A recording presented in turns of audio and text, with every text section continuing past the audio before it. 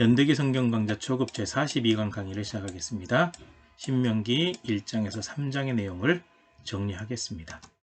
이 신명기는 모세가 가나안 땅에 들어가기 바로 직전에 이스라엘 백성들에게 레위기를 다시 한번 설명을 해주는 내용으로 구성이 되어 있습니다.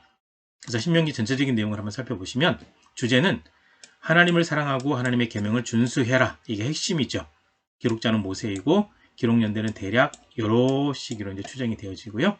하나님을 사랑하는 법, 가나안에 들어가서 가나안 땅에서 사는 법, 영원히 하나님의 복을 받아 누리는 방법, 이것을 알려주기 위해서 이 신명기를 기록을 하고 있습니다. 그러니까 설명하고 기록을 한 거죠. 그래서 신명기 내용을 번외로 해보면 첫 번째 파트는 1장에서 3장입니다. 이집트에서 출발해서 요단 동쪽까지 온 여정이 어떻게 되냐라고 설명을 하고 4장에서 30장까지가 두 번째 파트인데 율법, 즉 레위기를 다시 한번 아주 쉽게 풀어서 설명을 해주죠. 굉장히 탁월한 이 성경 강좌라고 보시면 될 것 같고요. 그 다음에 세 번째 파트는 31장에서 34장 모세의 당부, 노래, 축복, 죽음 이렇게 구성이 되어 있습니다. 이 구성을 살펴보시면서 공부하시면 되겠습니다. 자, 1장 내용 먼저 살펴보도록 하겠습니다. 1장은 4개의 내용으로 구성되어 있는데요. 첫 번째 내용은 모세가 모압 평지에서 선포한 말씀이다 라고 선언하고 있습니다.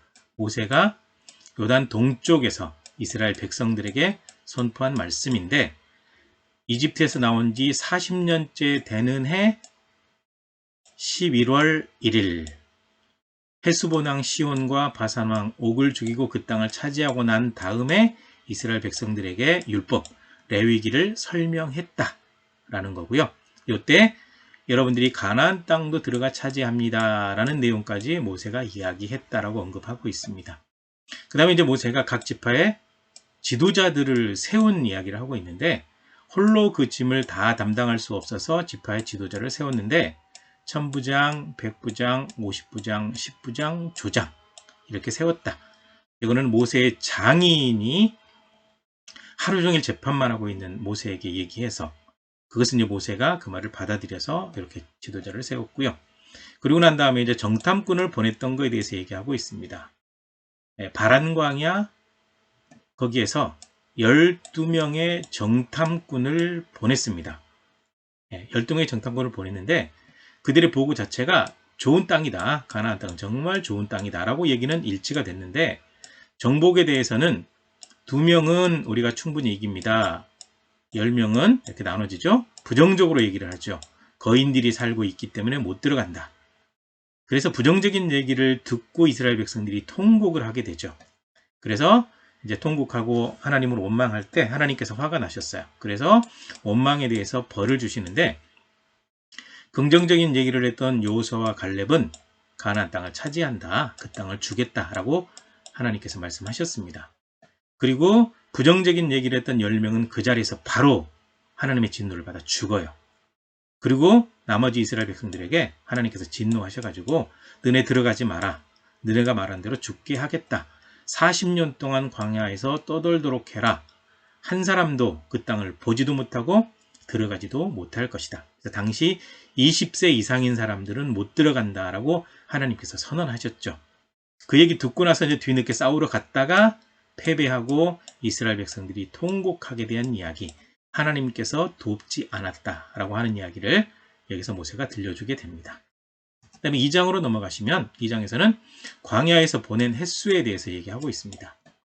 그래서 바로 가데스바네아, 바란광야 가데스바네아에서 가나안 땅으로 바로 들어갈 수가 있었는데 하나님께서 허락하지 않으셨어요. 그래서 방향을 돌려서 홍해길로 쭉 들어서서 광야로 이제 들어가게 되죠. 이렇게 들어가게 될 때 하나님께서 에서의 후손, 에돔 땅, 그 땅은 정복하지 마라, 싸우지 마라, 하나도 조금의 땅도 너희들에게 주지 않는다. 이는 에서의 후손에게 주었기 때문이다. 에서는 너희의 형제다. 이렇게 얘기하고 있죠. 그러고 난 다음에 이제 40년 동안 광야를 두루 다니게 되었는데 40년을 다 채울 때까지 광야에 떠돌게 되죠. 이때 이렇게 떠돌게 되는 시기가 이제 가나안 정탐했던 그 기간이 40일인데 하루를 1년으로 해서 40년. 이렇게 해서 20세 이상인 사람이 죽는데 산술적으로 하루에 100명 이상씩이 죽는 그 굉장히 고통스러운 시간을 보내면서 40년을 보내게 되죠. 그리고 이제 점점점 모압 평지 쪽을 향해 갈 때 모압과 싸우지 마라. 이거는 아브라함의 조카 롯의 후손들에게 준 땅이기 때문에 너희들에게 한 뼘도 주지 않겠다.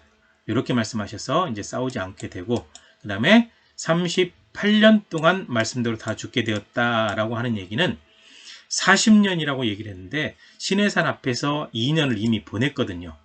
그래서 이 2년까지 포함해서 40년이기 때문에 가데스 바네아에서 정탐꾼을 보냈을 때는 벌써 2년이 지났잖아요. 그래서 하나님께서는 정확하게 그 시간부터 38년 동안 이제 그 많은 사람들이 죽게 하셨다, 그 얘기죠.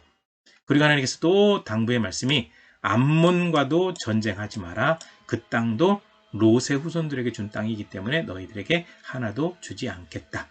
이 말씀하셨다라는 것을 이미 지나온 얘기를 모세가 이제 회상하는 거죠. 그 다음에 이제 헤스본 왕을 이긴 이야기를 하는 겁니다. 헤스본 왕 시온의 나라를 다 정복했습니다. 그냥 지나가겠다라고 얘기를 했는데 지나가지 못하게 하고 백성들을 불러 모아서 전쟁하러 와요. 그래서 지나가는 것을 허락하지 않고 싸우겠다고 오니까 이제 거기서 싸울 수밖에 없었습니다. 그래서 헤스본 왕을 물리치고 그 땅을 다 차지했다. 그런데 정복하지 말라고 했던 에서, 모압, 암몬 이 땅은 정복하지 않고 싸우지 않았다. 이거 모세가 이제 다시 한번 있었던 얘기를 정리해주고 있고요. 3장으로 넘어가시게 되면 이제 바산왕 옥을 이긴 이야기가 나오죠. 바산왕 옥이 에드레이에서 이스라엘 백성과 싸우려고 왔습니다. 그래서 이제 전쟁할 수밖에 없는 상황인데 하나님께서 너희가 헤스본 왕 시온을 이기고 그가 다스리던 땅을 차지하지 않았냐? 똑같이 이 바산왕 옥도 이길 것이다 라고 하나님께서 말씀하셨습니다. 이렇게 말씀하시고 하나님께서 바산왕 옥의 나라를 이스라엘 백성들에게 넘겨주니까 그가 다스리던 60개 성읍을 차지했어요. 차지했는데 이 바산왕 옥이라고 하는 사람은 네피림, 거인입니다. 그래서 쓰는 침대도 철침대예요. 암몬 라빠에 보관이 되어 있는데 거인이 다스리던 땅을 정복했다, 그 얘기죠. 그리고 난 다음에 여단 동쪽을 이제 두 지파 반인데 이 지파에게 나눠주었다, 그 얘기를 하고 있습니다. 그래서 아로엘에서부터 길르앗산지 절반과 성읍은 르벤과 갓 지파에게 주었고 길르앗의 남은 땅과 옥이 다스리던 이 바산 지역은 므낫세 절반 지파에게 주었다. 이렇게 얘기하면서 모세가 이렇게 요단 동쪽을 차지한 두 지파 반에게 가나안 땅에 들어갈 때에는 너네들이 무장하고 선봉에 서서 가나안 땅을 정복해라 라고 이제 얘기했던 것을 다시 한번 언급을 하고 있습니다. 그리고 난 다음에 이제 요단을 건너가고 싶어서 이 모세가 하나님, 제가 요단강 건너가서 가나안 땅에 들어갈 수 있게 해주십시오 라고 했더니 안 돼. 이미 얘기했던 것처럼, 다시는 말하지 마라. 이미 얘기했던 것처럼 너는 요단강을 건너가지 못한다. 이렇게 선언한 내용. 그래서 이제 그 있었던 모든 여정을 1장, 2장, 3장에 걸쳐서 간단하게 모세가 설명을 해주고 있습니다. 그래서 네피림 발굴이 됐는데요. 커요. 거인이에요. 그러니까 바산왕 옥은 요렇고 이스라엘 백성들은 요랬고 요렇다라는 것을 보여주고 있습니다. 그리고 이제 이 요단강이 여기 있거든요. 요단 동편을 차지했다고 할 때 루벤 지파가 여기, 그 다음에 갓 지파가 여기, 므낫세 절반 지파가 여기, 이렇게 해서 요단 동쪽을 루벤, 갓, 므낫세 절반 지파에게 나누어 주었다. 그 얘기를 하고 있습니다. 여기까지입니다. 수고하셨습니다.